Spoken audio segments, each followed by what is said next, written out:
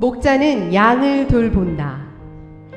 요한복음 10장 27절로 30절 말씀입니다. 내 양은 내 음성을 들으며 나는 그들을 알며 그들은 나를 따르느니라. 내가 그들에게 영생을 주노니 영원히 멸망하지 아니할 것이요 또 그들을 내 손에서 빼앗을 자가 없느니라.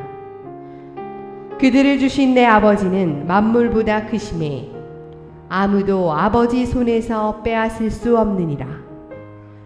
나와 아버지는 하나이니라 하신대. 아멘. 우리의 인생길은 광야와 같습니다. 이스라엘이 출애굽을 한 다음에 광야길에 들어갔는데 물이 없고 또 너무나 뜨거운 태양볕 아래 그들이 힘들어하고 불평했다라는 말씀이 나옵니다. 저는 참 그 말씀을 보면서 참 이상했어요. 홍해가 갈라지고 전무후무한 그 기적을 체험을 하고 난 다음에 왜 3일 길을 지나서 또다시 이렇게 원망하고 힘든 일이 벌어질까? 그게 이 땅에서의 우리의 길입니다. 늘 어려움이 와요. 자, 그러면 우리의 신앙이 무엇입니까? 그 어려움이 올 때 내가 가지는 신앙이 그것을 이기게 하는 힘이 되어야 되잖아요. 내가 신앙이 있다고 하는데 막상 질병이 오고 곤관일이 오고 가정의 어려움이 올 때 내가 갖고 있는 신앙이 전혀 힘을 발휘하지 못한다면 그 신앙이 아니겠죠. 그냥 종교 생활이겠죠. 그건 가짜입니다. 진짜 신앙은 내 삶에 오는 그 수많은 난제 앞에 그것을 감당하게 하고 이길 힘을 주는 게 신앙의 힘인 것입니다. 어떻게 하면 내가 갖고 있는 신앙이 내 삶에 오는 많은 문제들을 이기게 할까요? 오늘 중요한 비결 한 가지를 말씀을 드립니다. 여러분, 예수님은 우리와 함께 하시지만 눈에 보이지 않습니다. 그래서 조금 답답해요. 알라딘의 지니처럼 기도만 하면 쫙 나타나셔서 뭔가 이렇게 현현하면 좋으실 텐데 안 보여요. 주님은 그러나 우리와 함께 하십니다. 그런데 그 함께 하시는 주님을 어떻게 우리의 삶의 현장에 경험하고 도움을 받을 수 있는가? 하나님의 약속의 말씀을 믿음으로 붙잡을 때입니다. 이게 하나님의 비밀이에요. 예수님의 그 복음서 봐도 사람들이 주님의 말씀을 믿고 주장할 때 주님께서 역사하시잖아요. 지금도 똑같습니다. 하나님의 약속을 그 환경 가운데 붙잡을 때 내 마음이 환경에 짓눌리지 않고 하나님의 약속을 끄집어내서 말씀을 믿을 때, 말씀을 주장할 때 주님은 그 믿음 속에서 역사하십니다. 저는 그러한 방식으로 정말 제 신앙의 여정에 좀 속된 표현으로 짭짤한 재미를 봤습니다. 짭짤해요. 짭짤해. 저도 주님 섬겨오면서 여러 이제 그런 싸움들이 있었어요. 특별히 초창기에는 지금도 마찬가지지만 주님이 이 영적 전쟁을 많이 겪게 하셨습니다. 지금 와서 보니까 저를 훈련시키시려고 스파링 파트너로 그런 많은 영적 전쟁을 경험하게 하셨나 봐요. 근데 처음에는 어떻게 전쟁할지 모르니까 좀 당황스러웠습니다. 왜냐하면 막 눌리는 거예요. 막 위에서 막 뭐가 눌린 것 같고, 막 위는 그냥 확 막힌 것 같고, 너무너무 힘들어서 막 물러가라 하는데도 이게 잘 안 되더라고요. 그러다가 문득 말씀이 떠올랐어요. 내가 너에게 뱀과 전갈을 밟으며 원수의 모든 능력을 제어할 권세를 주었다. 누가복음 말씀입니다. 마귀를 대적하라, 그럼 너희를 피하리라. 하나님의 아들이 나타나는 것은 마귀의 일을 멸하리 하십니다. 시편 27편에 여호와는 나의 빛이요 내 생명의 능력이시니 내가 누구를 두려워하리요. 나의 원수된 행악자가 내 살을 먹으려 왔다가 실족하여 넘어졌도다. 말씀을 선포하는데요, 갑자기 전세가 확 역전이 되는 거예요. 너무 신기했습니다. 말씀을 암송하고 선포하는 순간 주님의 그 능력, 약속의 말씀의 능력이 갑자기 실제가 되는 거예요. 갑자기 뭐가 팍 풀어졌습니다. 마귀가 막 떠나가는 것 같았어요. 와, 말씀이 능력이구나. 말씀을 믿음으로 주장할 때 주님이 역사하시는구나. 또 어떤 때는 막 낙심이 들 때가 있었어요. 제가 뭔가를 이렇게 하다가 이게 잘 안 되니까 마음이 확 낙심이 됐어요.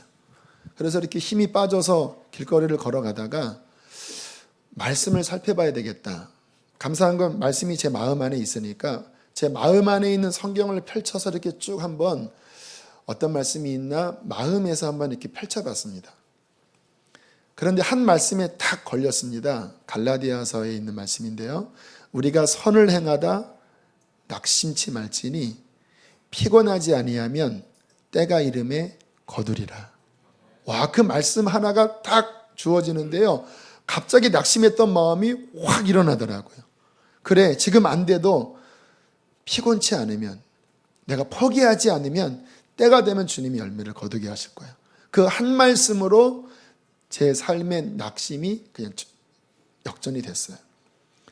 또 몸에 아픔이 왔을 때, 제가 단기 선교 갔을 때, 고산증이 왔을 때 성경책 읽다가 시편 60몇 편에 주님이 나의 힘이라는 말씀이 갑자기 마음에 오더라고요. 그 말씀 붙잡고 한 20, 30분 찬양하고 예배했더니요, 원래 고산증은 내려와야 해결되거든요.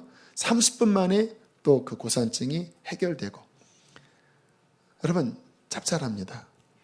여러분 신앙생활에 그 상황을 이길 약속의 말씀이 내 안에 살아 움직이고 있는가? 그게 내 안에 풍성하면 그 풍성한 만큼 주님의 풍성함을 누려요. 여러분, 주님은 온 천지 만물의 주인이십니다. 그분 안에는 은혜가 풍성하세요. 여러분을 넉넉히 이기게 하실 자원이 예수 그리스도 안에 있습니다. 근데 어떻게 내 거가 되게 하느냐? 약속의 말씀을 내 안에 붙잡는 거예요. 그것이 내 안에 가득가득해야 합니다. 그래서 성경을 읽으실 때 오늘 본문과 같은 이러한 말씀을 깊이 이해하고 마음에 새기는 것이 굉장히 중요합니다. 오늘 말씀 하나만 제대로 이해해도요, 여러분 평생 100년이 아니라 1000만년을 살아도 이 말씀 하나만 제대로 여러분 안에 열쇠로 주어지면 다 이깁니다. 자, 그런 마음으로 오늘 말씀을 좀 구석구석 살펴볼 텐데요. 자, 28절을 함께 보겠습니다. 내가 그들에게 무엇을 주신다고요? 영생을 주노니라고 말씀합니다. 여기 여러분들 빨간 줄을 치셔야 합니다. 요한복음의 영생, 또 생명이라는 말씀이 많이 나와요. 요한복음에서 말씀하는 이 영생의 의미가 보통 사람들, 신앙인들이 생각하는 의미보다 더 풍성한 의미입니다. 보통 우리들은 영생하면 죽어서 가는 천국 세계라고 이야기를 하는데, 요한복음에서 말씀하시는 영생은 그것보다 훨씬 큰 의미입니다. 어떤 의미이냐? 지금 하나님의 영원한 생명이 내 안에 들어와 그 영원한 생명의 능력으로 지금 내 삶의 모든 것을 이기게 하는 거라는 거예요. 이 영생을 주님은 수가성에게는 영생하도록 솟아나는 샘물이라고 표현했습니다. 요한복음 7장에서는 그 배에서 생수의 강이 흘러나리라고 말씀하셨고, 요한계시록에는 역시 생명수 강물이라고 이야기를 했어요. 참 표현이 기가 막히죠. 여러분, 사람이 이 세상을 살아가면서 가장 힘든 게 뭔지 아십니까? 내적인 메마름입니다. 여러분, 세상 사람들이, 제가 광야 같은 세상을 걸어간다고 그랬잖아요. 이 세상은 사막입니다. 여러분, 장렬하게 내리쬐이는 태양볕 아래에서 1시간만 서 있어 보세요. 1시간만 물 없이 걸어가 보세요. 금방 숨이 헐떡거리고 타는 듯한 목마름, 지치지요. 이 세상이 그러한 세상입니다. 광야 같은 세상이거든요. 금방 메말림이 찾아옵니다. 이 세상에서. 잠깐 기쁜 것 같지만요, 그게 오래 못 갑니다. 금방 메말라져요. 기쁨이 고갈되어져 버립니다. 뭐 자녀가 좋은 대학 갔다고 금방 기쁘지만 또 며칠 지나면요, 그게 다 새나가 버려요. 이 세상이 우리의 마음에 기쁨을 주기보다는 지치게 만들고 허덕이게 만들어요. 그래서 어떤 분 그런 이야기를 참 마음이 남더라고요. 삶이 지루합니다. 혹시 삶이 지루한 분 계시나요? 야, 그래, 무슨 말인지 이해가 된다. 삶이 지루하다. 뭐 기쁨도 없고. 여러분, 이것이 인간들이 겪는 눈에 보이지 않는 문제인데요. 이 내적인 메마름을 채우는 약속이 오늘 이 영생에 대한 약속입니다. 내가 그에게 영생을 준다고 말씀하실 때 죽어서 가는 천국만 이야기하는 게 아니라 지금 내 메마른 고갈된 영혼을 지금 채워주셔서 지금 힘있게 하시고 지금 기쁘게 하시고 지금 감격하게 하시고 지금 소망을 주어 이 광야를 넉넉히 이기게 하는 하늘의 생명수를 계속 부어주신다는 거예요. 여러분, 저는 신앙인에게 있어서 이것이 가장 큰 복이라고 생각합니다. 뭐 문제 해결 안 돼도 뭐 외적인 어려움이 있어도 이 영혼 안에 영생을 주노니 목마르지 않는 샘물을 속에서 솟아나게 하시고 생명수 강가로 우리를 인도하여 광야를 살지만 우리 마음의 뿌리는 시냇가에 뿌리를 내린 나무와 같아서 메마른 가운데서도 가물지 않고 그 잎이 청청하고 시절을 쫓아 과실을 맺는 우리의 영혼이 하늘의 생명수에 닿아 있는 이 축복이 바로 영생의 축복이라는 것입니다. 요즘 금요 성령 집회 때 성령에 관한 말씀을 전하고 있습니다. 작년 12월 말부터 하나님이 이 부분에 대하여 더 강조하라는 마음을 주셔서 지금 7번째 말씀을 전하고 있는데요. 지난주 금요일은 은사에 대한 말씀을 나눴어요. 성령의 은사에 대하여 말씀을 다 준비하고 이제 찬양을 고르고 있었는데 잘 떠오르지가 않아서 찬양집을 펼쳐서 이렇게 넘기는데 제가 평상시 설교 후에는 부르지 않는 찬양이 눈에 들어왔어요. 너는 담장 너머로 뻗은 나무 가지에 푸른 열매처럼, 축복 찬양. 그리고 그 다음 넘어갔더니 아주 먼 옛날 하늘에서는, 축복의 찬양, 사랑의 찬양. 이게 제 마음에 이렇게 와닿는데 보통 제가 성령 집회 끝나고는 이러한 축복의 찬양을 안 부르거든요. 근데 자꾸 제 마음에 감동이 되는 거예요. 그래서 주님, 이거 해야 됩니까? 근데 그때 중요한 주님의 음성을 들었습니다. 하나님이 너희에게 은사를 주는 동기가 뭔지 아니? 은사는 기프트, 선물이거든요. 내가 너희에게 여러 은사를 주는 이유는 너희를 사랑하기 때문이다. 내가 독생자도 주었고 이런 많은 은혜도 주었지만 이런 은사를 주는 나의 마음은 사랑이다. 사랑하는 자녀에게 풍성한 선물들을 주어 하나님의 풍성한 은혜를 누리게 하려는 하나님의 마음이 이 은사 안에 담겨 있다. 근데 이 시각이 바뀌니까 그전에는 그거는 영적인 도구라서 이 은사를 이렇게 사용하면 이렇게 유익하지, 다소 기능적으로 생각을 했는데 그 안에 담긴 주님의 사랑이 느껴지니까요, 기쁘더라고요. 그래서 여러분, 선물을 받았는데 선물 준 이의 그 따뜻한 사랑이 느껴질 때 얼마나 여러분 행복하겠습니까? 그래서 설교 끝나고요, 제가 그 이야기를 간단하게 멘트하고 그 찬양을 불렀는데 갑자기 하늘문이 확 열려버렸습니다. 그 찬양할 때 다들 막 행복해하고 기뻐하는 거예요. 왜? 하나님의 사랑을 느끼니까. 그리고 요 앞에 앉은 어떤 한 고등학생 되는 자매인 것 같아요. 막 계속 우는 거, 눈물을 막 훔치면서 계속 눈물이 터져버렸어요. 하나님의 은혜가 사랑이 임하니까. 저도 함께 찬양하면서 기뻐하고, 그날 함께 또 안수를 할 때 하나님이 우리 부목사님들을 통해서 풍성한 은혜를 우리에게 베풀어 주셨습니다. 그런 은혜를 받고 나면요, 고갈됐던 우리의 마음이 힘을 얻습니다. 여러분, 우리의 신앙생활은 이 하늘의 영원한 생명을 날마다 누리는 것입니다. 주님이 그 양에게 하늘의 생명을 날마다 부어주신다라는 거예요. 또 뭐라고 말씀하십니까? 너희에게 영생을 주노니 뭐하지 않는다고요? 영원히 멸망치 아니할 것이요. 이 영생을 가진 자는 영원히 멸망하지 않는다. 지옥 가지 않는다라는 말이거든요. 여러분, 지옥 믿으십니까? 지옥이 있다고 확신하세요? 저는요, 지옥 생각하면요, 막 소름 끼칩니다, 진짜. 여러분, 성경에서 표현한 그대로 지옥을 설명할까요? 하나님의 공의로운 심판을 받아 그 영이 영원한 저주와 영원한 형벌에 떨어지는데 하나님의 은혜의 얼굴빛에서 끊어져 버리는 거예요.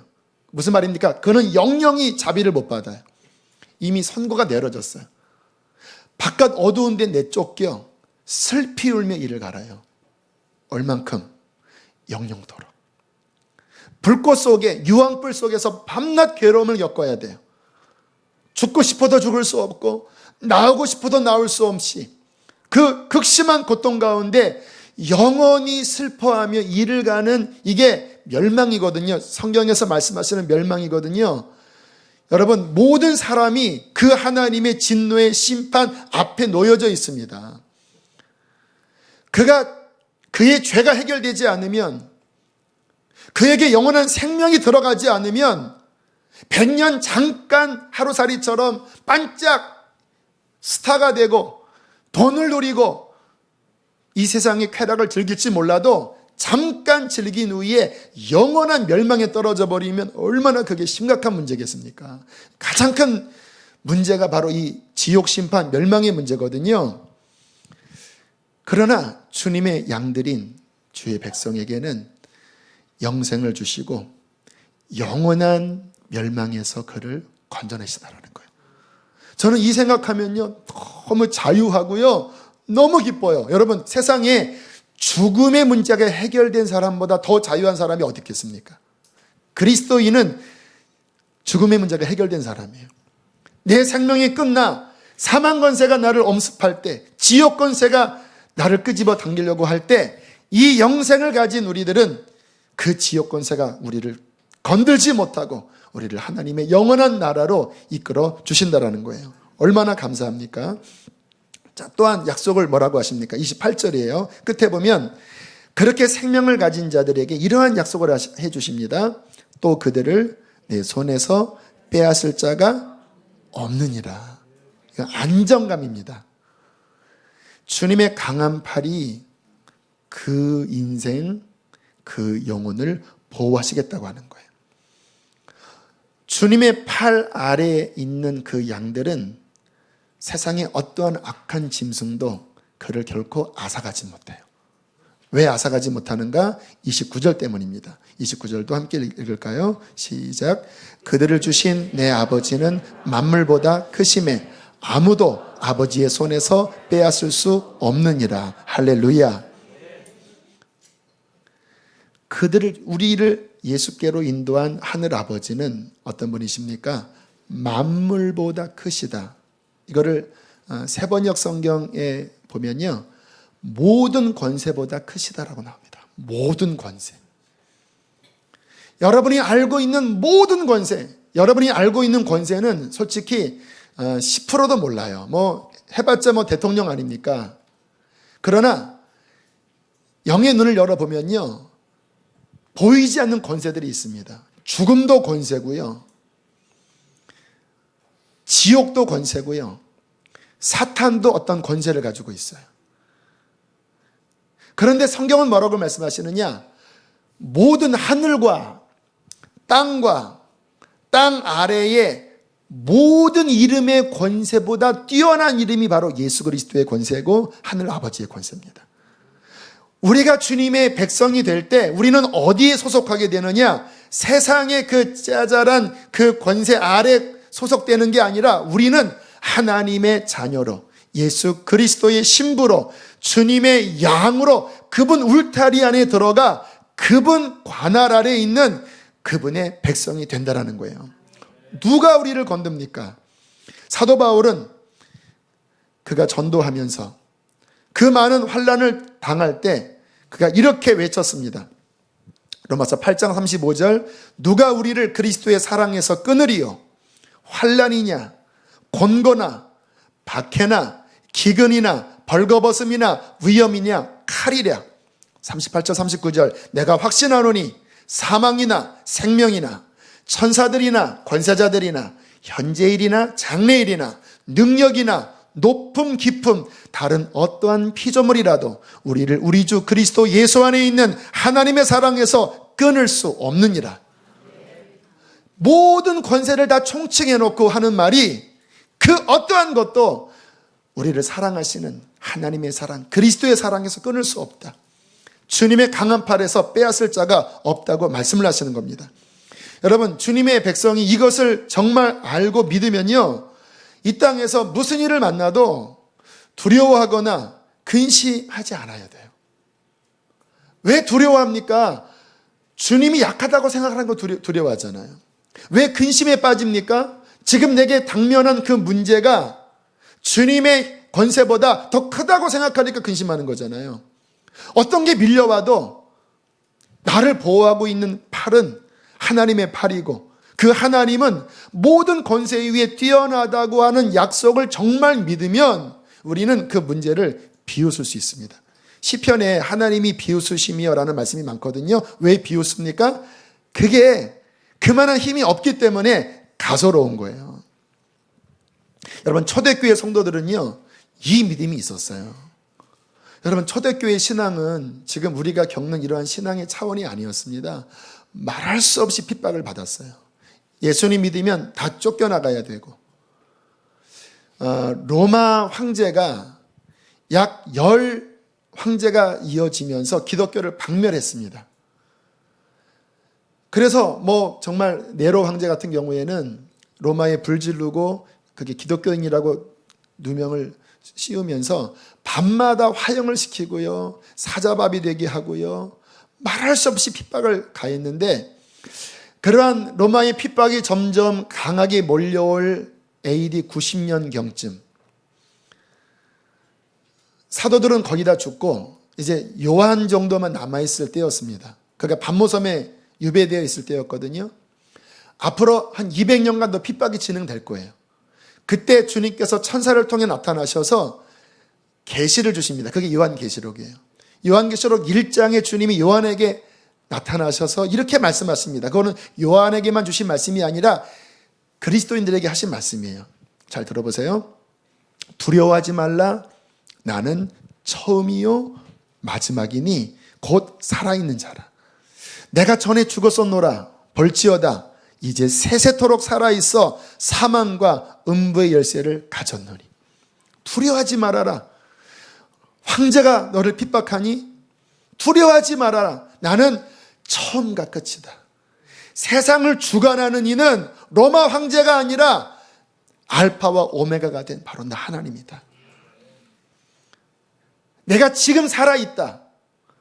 전에는 죽었었지만 죽음에서 부활함으로써 사망 권세를 깨뜨려 이겼고 음부의 지옥 권세도 이겼고 마귀도 깨뜨렸다. 나는 세세토록 살아있어 너를 돕는 너의 주가 되니 두려워하지 말라고 말씀을 하시는 것입니다.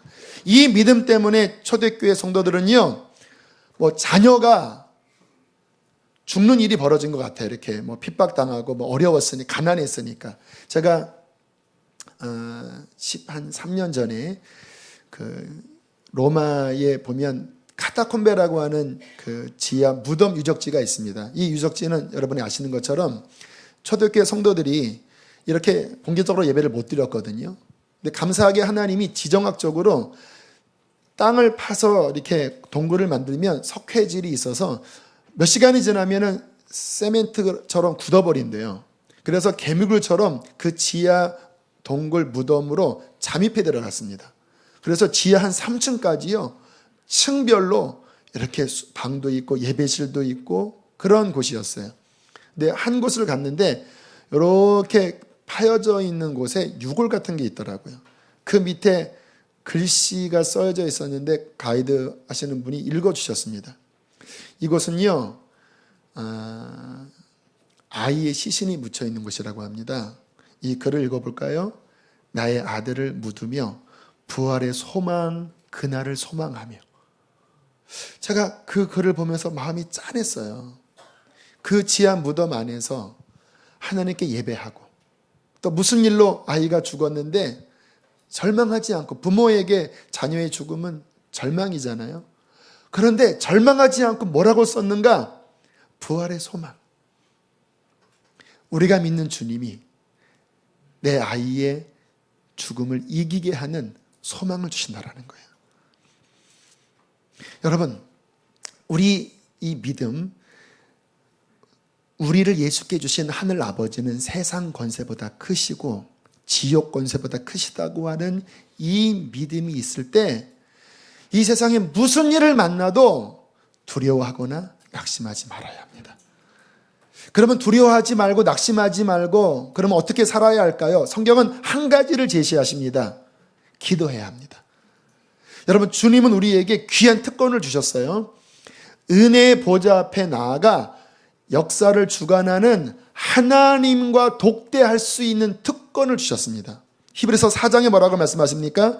우리는 긍휼하심을 받고 때를 따라 돕는 은혜를 얻기 위하여 은혜의 보좌 앞에 담대히 나아갈 것이다.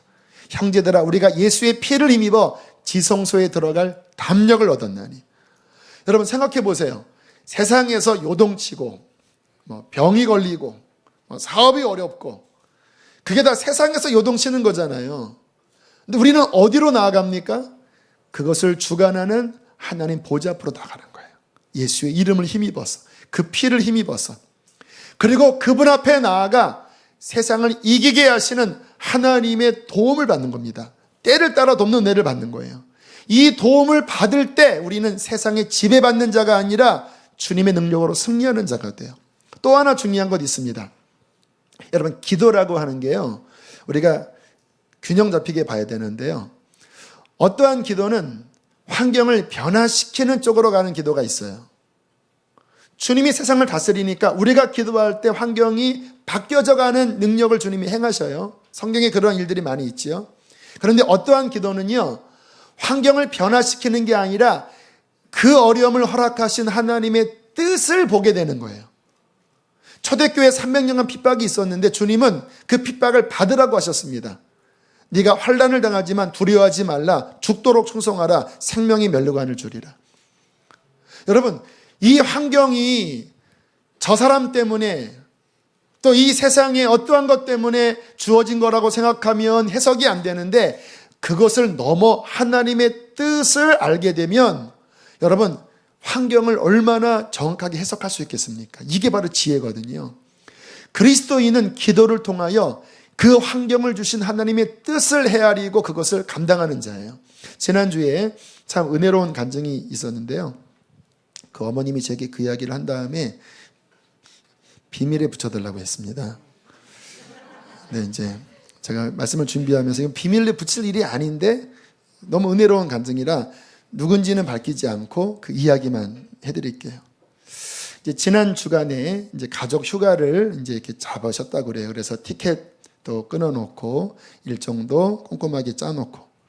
근데 출발하기 하루 이틀 전에 사고가 생겨서 어떤 몸에 문제가 생긴 거예요. 그래서 병원에 입원하게 되었습니다. 보통 여러분들 우리 그런 일 생기면 마음이 어땠습니까? 좀 짜증나지요, 이렇게. 마음이 좀 기대했다가 그게 틀어지니까. 그런데 그 가족은 함께 기도했대요. 그러면 다 캔슬할까? 근데 기도하는데 뭔가 하나님의 뜻이 있는 것 같더래요. 그래서 기도하는데 하나님이 어떤 지혜의 마음을 주셨습니다. 비록 가족 중에 한 사람은 못 가지만 그거를 캔슬하지 말고 목원 가운데 작년에 무척 힘들었던 그 목원을 이 자리에 넣자. 선물로 주자. 그래서 그 목원과 함께 다녀오게 하자. 이런 생각이 들어서 이야기를 했더니 정말 저도 알고 있는데 무척 작년에 마음고생을 많이 했던 분이거든요. 그러니까 정말 이거는 뜻밖의 선물이죠. 기대도 할 수 없는 선물을 받은 거예요. 그러나 또 기뻐할 수는 없는 게 누가 아파서 나한테 온 거니까 기뻐할 수는 없는데 이분이 이렇게 막 찢어지고 이런 일이 벌어진 거예요. 그래서 그렇게 하게 되었다고 목사님, 절대 이거는 얘기하지 마세요. 그랬어요. 근데 제가 그 이야기를 듣는데 너무 기뻤습니다. 왜 기뻤는가? 그 작년에 힘들었던 그분이 얼마나 위로를 받을까 하는 것 생각할 때 기뻤고요. 또 하나는 그 모습을 보시는 하나님이 얼마나 기뻐하셨을까. 또 하나, 그렇게 여러분 섬기면요, 하나님이 기뻐하시면 주님의 그 기쁨을 그렇게 섬긴 자의 마음에 부어주십니다. 그게 은혜의 원리거든요. 하나님 슬프게 해드리면 그 사람도 슬프고요, 하나님 기쁘게 해드리면 하나님이 그 마음에 기쁨을 부어주세요. 그 이야기 듣는 나도 이렇게 은혜가 되고 기쁜데, 비록 잠깐의 사고가 있었지만 그렇게 섬길 때 그 섬긴 당사자들은 얼마나 기쁠까. 다 좋게 된 것이죠, 여러분. 여러분, 이게 바로 하나님이 주권자라고 믿는 기도하는 자의 특권입니다. 문제가 해결되어지기도 하지만 해결 안 돼도 그 속에 담긴 하나님의 뜻을 분별하여 순종할 때 모든 것이 합력하여 선을 이루게 됩니다. 왜? 하나님이 주관자시니까. 여러분, 이렇게 하나님은 그의 백성들에게, 그의 양들에게 놀라운 약속을 주셨어요. 영생을 주어 지금 그 생명수 강물을 누리고 메마른 세상에서 날마다 승리하는 기쁨을 주시고, 죽음이 우리에게 몰려올 때 지옥 권세가 우리를 이길 수 없도록 우리를 구원하시고, 이 땅을 살아갈 때에 그의 강한 팔이 질병도 죽음도 세상 어떠한 환난도 결코 우리를 이길 수 없는 하나님의 강한 팔이 우리를 보호하신다라는 거예요. 여러분, 이 두세 절의 말씀만 이해하고 붙잡아도 우리는 천년만년 승리할 것입니다. 이 약속의 말씀을 마음속에 믿음으로 붙잡게 되기를 축복합니다. 그런데요, 중요한 게 있습니다. 저는 성경을 전할 때 성경의 논지대로 전하려고 애를 쓰는 사람이에요. 왜 제가 이런 생각을 품냐면요, 이 성경은 앞뒤 문맥, 또 앞에서 하신 약속과 이 약속이 우리에게 순종되어질 때 주시는 그 다음에 축복, 이렇게 그 앞뒤가 연결돼서 구성되어 있거든요.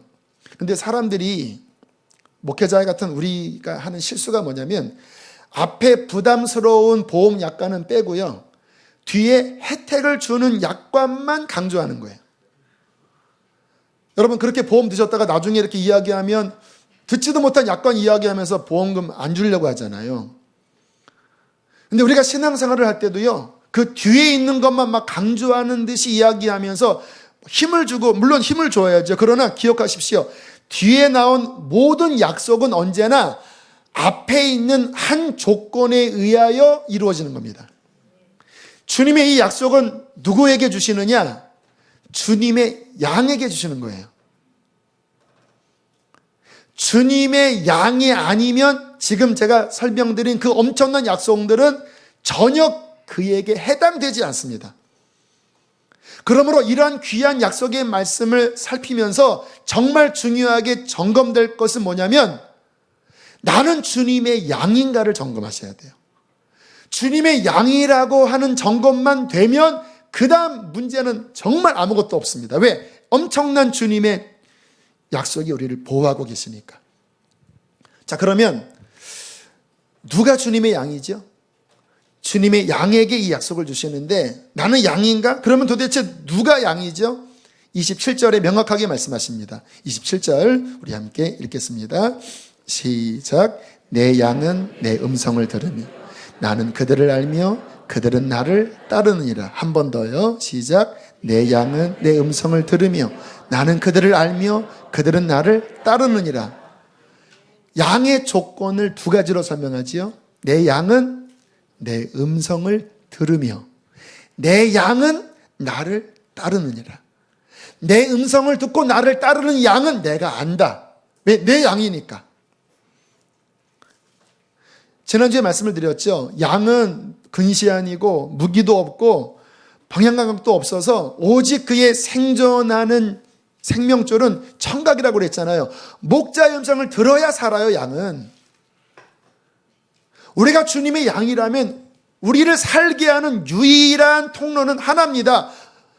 목자이신 주님의 음성을 날마다 듣고 있는가? 양은 들어야 살거든요. 또 그 음성을 들으면서 따라가고 있는가? 따라가야 그 목자의 양이지, 자기 멋대로 가면 그거는 길 잃은 양이든지 그 양이 아니잖아요.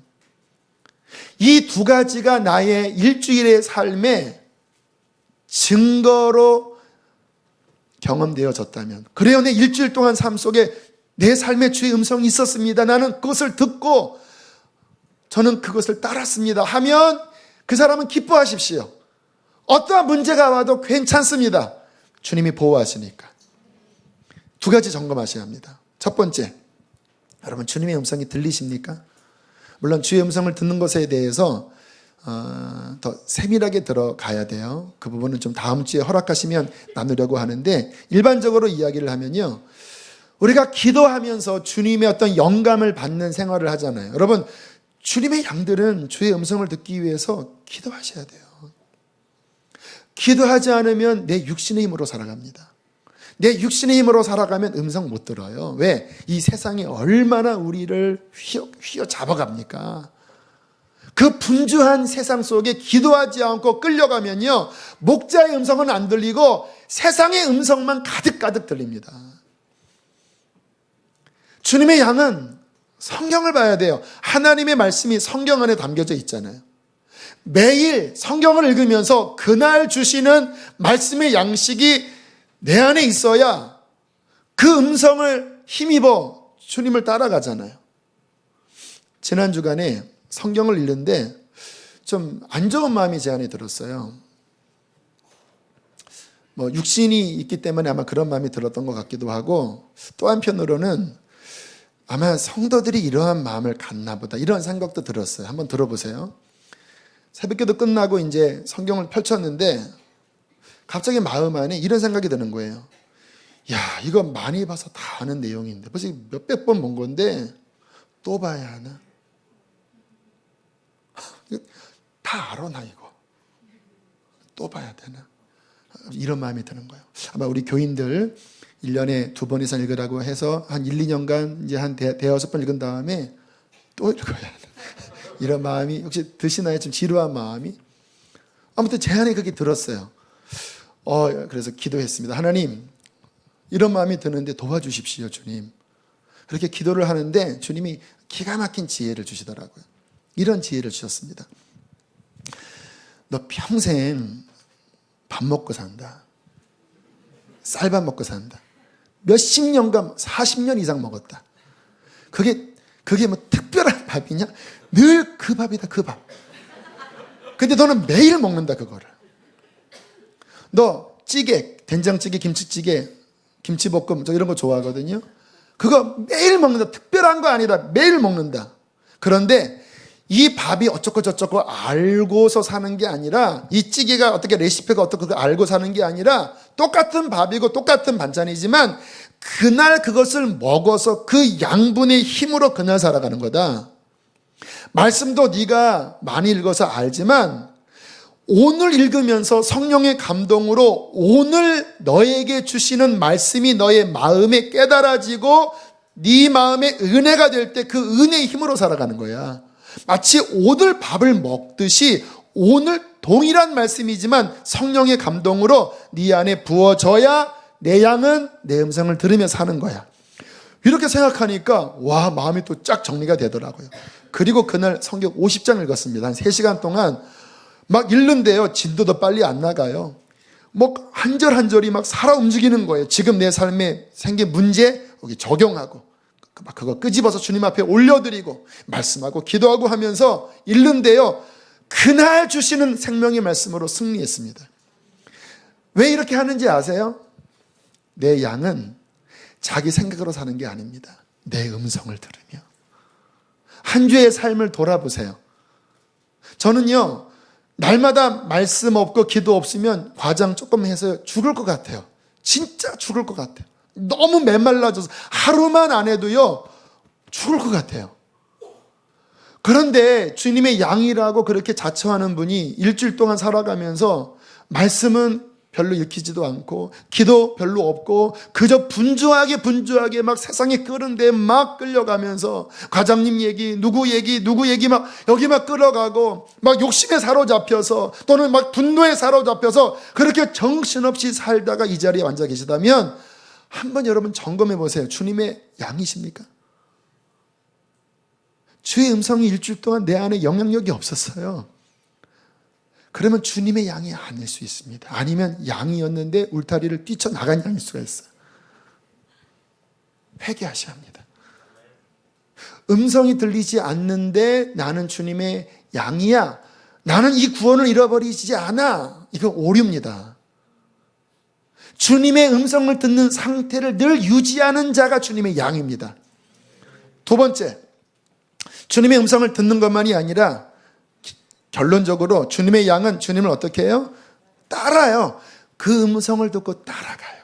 주님을 따른다라는 말은 뭐냐면 양이 목자를 존경하고 사랑하는 거예요. 왜? 나를 보호하는 그 강한 팔, 나를 사랑하여 생명을 버린 선한 목자, 그 선한 목자이신 주님을 양이 하면서 말씀 듣고 따라가는 거예요. 사랑합니다, 나 순종합니다, 따라가는 거예요.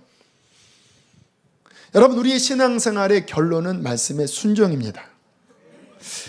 우리 가정 안에서는 월요일 날 이제 가정 예배를 드리고 목요일 날은 이제 아이들과 말씀을 나눠요. 근데 목요일 날은 좀 일이 바쁘면 못할 때도 가끔 있는데 아이들이 이렇게 커 나가면서 이제 학교에서 오래 보내고 또 친구들 만나고 하니까 이 가치관 자체가 세속적인 가치관으로 자꾸 이제 흘러가는 것 같아요. 아이들이 꿈이 뭐냐 하면 돈을 많이 버는 거래요. 뭐 이렇게 스포츠 선수가 돼서 뭐 연봉이 얼마냐 뭐 얘기 들으면 전혀 우리 집안에서 나누지 않는 어떤 그 물질에 대한 어떤 그 가치관이 막 애들 안에 막 사로잡고 있어요. 그래서 안 되겠다, 아이들을 말씀으로 가치관을 좀 정립을 시켜줘야 되겠다. 그래서 이제 말씀 암송을 시켰습니다. 잠언 11장 24절 25절 이런 말씀이 있어요. 흩어 구제하여도 더욱 부하게 되는 일이 있나니 과도히 아껴도 가난하게 될 뿐이라. 구제를 좋아하는 자는 풍족하여질 것이요 남을 윤택하게 하는 자는 자기도 윤택하여지리라. 이 말씀 암송하면 2,000원 주겠다. 아무튼 그래도 당근을 줘야 되니까. 그랬더니 애들이 막 눈에 불을 켜고 외우는 겁니다. 막. 근데 한 번에 외우고 끝나면 까먹으니까 두 번에 걸쳐서 월요일 날 외우고 면 1,000원, 그리고 목요일 날 하면 나머지 1,000원을 이렇게 줬어요. 근데 제가 목요일 날 다 암송 시켜놓고 그 다음에 앉혀놓고 이렇게 이야기를 했습니다. 이 말씀에 보면 약속이 있지. 부하게 된다, 풍족하게 된다, 윤택해진다라고 말씀하는 약속이 있어. 너희들 윤택하고 싶지? 그렇대요. 그런데 이 윤택해진다고 하는 이 말씀 앞에 조건이 있다. 뭐냐? 자기의 가진 것을 흩어 구제하는 거다. 내게 있는 재정을 나만을 위해 욕심스럽게 쓰는 게 아니라 어려운 이웃들을 위해서 흩어서 나눌 때 주님이 그것을 보시고 하나님이 나눈 우리를 가난하게 만드는 게 아니라 더 부하게 하고 더 풍족하게 하고 윤택하게 하시는 거야. 너희들이 말씀을 암송한다고 해서 좋은 게 아니야. 이 말씀이 진짜는 너희들이 삶으로 순종해야 돼. 그러면서 못하는 영어를 섞어서 이야기했습니다. No pain, no gain. No pain, no crown. 고통이 없으면, 대가 지불이 없으면 얻는 게 없고 면류관이 없어. 하나님의 말씀은 순종할 때 때로는 힘들어. 하지만 그거 대가 지불을 해야 그 뒤에 있는 풍성한 선물을 받는 거야. 아빠는 말이야, 또 제가 본이 되어져야 되잖아요. 20몇 때부터 11조를 따로 이웃을 위해서 뗐어. 하나님께 11조. 또 따로 이웃을 위한 11조를 떼서 이렇게 나눴는데 하나님이 아빠의 삶을 부족함이 없이 채워주셨어. 그리고 지난주에 그 상품권 그거를 나눈 이야기도 하고. 그런데 주님이 또 재정을 주셔서요. 제가 꼭 필요한 어떤 목회에 필요한 설교할 때 필요한 뭔가를 또 구입하게 됐는데 막 그거 보여주니까 뭐 눈이 막 휘둥그레져서 막 이러더라고요. 그러면서 돈이 좀 많은 아이가 하나 있거든요. 그 15,000원 헌금해라. 그래서 그 헌금을 제가 이렇게 강탈은 아니고요. 자원하는 마음입니다. 제가 썼어요. 이렇게. 그 지난 금요일날 간증을 이게 그 컴패션에서 북한이 열리면 어린이 센터를 세우고 그 어린이 센터에 한 어린이 200명을 전인적으로 양육하는 그 프로그램 진행 중이거든요. 우리 교회가 한 지역을 맡아달라. 한 1억 5천 필요하대요. 북한 어려운 아이들을 위해 사용해 주세요. 북한 어린이 센터 건립 헌금 15,000원. 여러분 왜 이렇게 하는지 아십니까? 설교를 듣고 여러분이 웃을 수 있습니다. 감동받을 수 있어요. 그러나 목자를 따르는 거는요, 갑지부를 하는 겁니다. 그분이 험한 골짜기를 가자고 해도 매 하면서 가는 거예요. 나는 이게 좋아 보여요. 그러나 목자가 가지마 하면 가지 않는 거예요. 나는 이거를 붙잡고 싶어요. 목자가 노라고 하면 갑집을 하고 노는 거예요. 그리고 양은 목자의 음성을 듣고 그분을 따라가는 것입니다. 이 두 가지가 여러분의 삶의 현재형이라면 기뻐하십시오. 주님은 당신에게 영생을 주십니다. 지금도 그 하늘 생명수를 부어주셔서 메마른 광야에서 잎이 청청한 때를 따라 열매를 맺는 복된 삶으로 여러분을 축복하실 것입니다. 어느 날 사망이 덮쳐와도 죽음 권세가 여러분을 지옥으로 끄집어 당기지 못하고 여러분은 영원한 하늘나라를 유업으로 얻게 될 것입니다. 이 땅에 무슨 일을 만나도 두려워하지 마세요. 여러분을 보호하는 팔은 세상보다 크십니다. 점검하시길 바랍니다. 나는 목자의 음성을 날마다 듣고 있는가? 들으려고 주님 앞에 날마다 나아가는가? 그게 안 된다면 회개하십시오. 나는 그의 음성에 내 삶의 대가 지불을 하고 순종하고 있는가? 주님, 내 평생에 그렇게 살게 해주십시오. 그런 은혜가 충만하기를 축복합니다. 이 시간 찬양할 텐데요, 주님이 말씀 준비하면서 계속 이 찬양을 마음에 떠오르게 하셨습니다. 주님의 양들에게 주시는 격려의 그런 고백이 담겨져 있는 찬양입니다. 아무것도 두려워 말라, 주 너희 하나님이 지켜주시니. 아무것도 두려워 말라, 주 너희 하나님이 지켜주시니. 놀라지 말라, 양아 겁내지 말라, 주님 나를 지켜주시니. 우리 한 번 더 고백할까요? 아무것도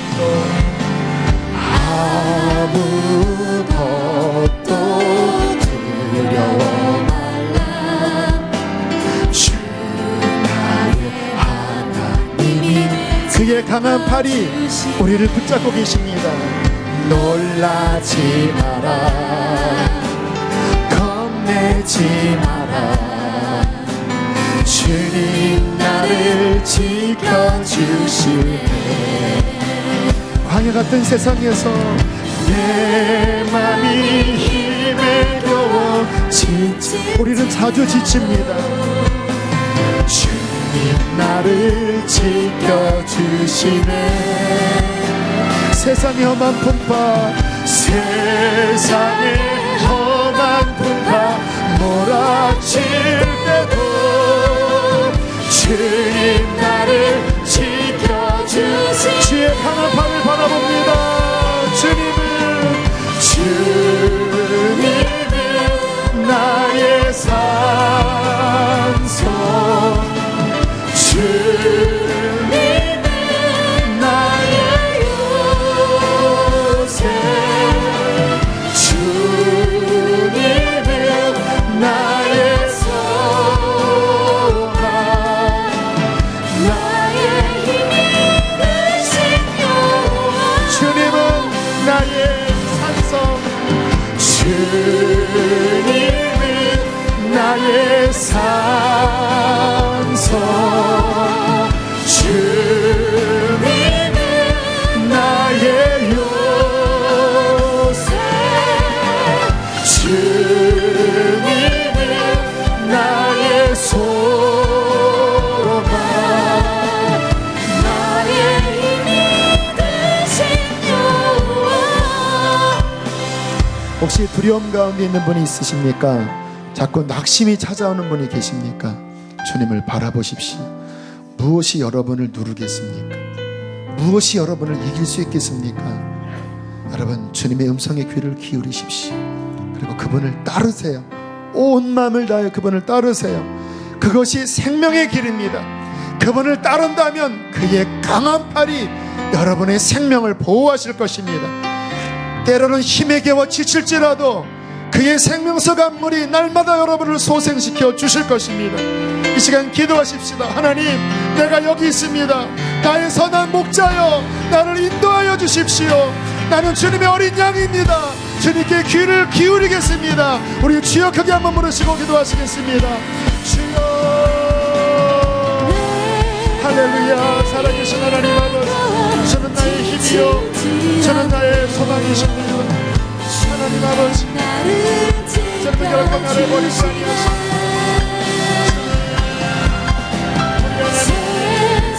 내가 너를 버리지 아니하리라 하셔서 나는 주의 어린 양입니다. 나는 주님의 어린 양입니다. 주님을 사모합니다. 나의 목자 예수님을 사모합니다. 나의 힘, 나를 부르짖어 주실 만한 물가로 있어 하십니다. 주님, 내가 변할 수 없으면 주님은 나를 도우십니다. 내가 낭망하지 않을 것은 주님은 나의 소망이 되십니다. 나의 힘이 되신 여호와를 사랑합니다. 어린 양을 영원토록 따르겠습니다. 사랑하는 양들에게 기름을 부어주십시오. 일어날지어다. 낭망하지 말고 일어날지어다. 주님 사모합니다. 주님 사모합니다. 주님 사랑합니다. 주님 사랑합니다. 주님만을 따릅니다. 주님만을 나의 전부입니다. 주님 기뻐합니다. 주님 감사합니다. 주님 감사합니다. 내 양은 내 음성을 들으며 나는 그들을 알며 그들은 나를 따르느니라. 내가 그들에게 영원한 생명을 주노니 영원히 멸망치 아니할 것이요 또 그들을 내 손에서 빼앗을 자가 없느니라.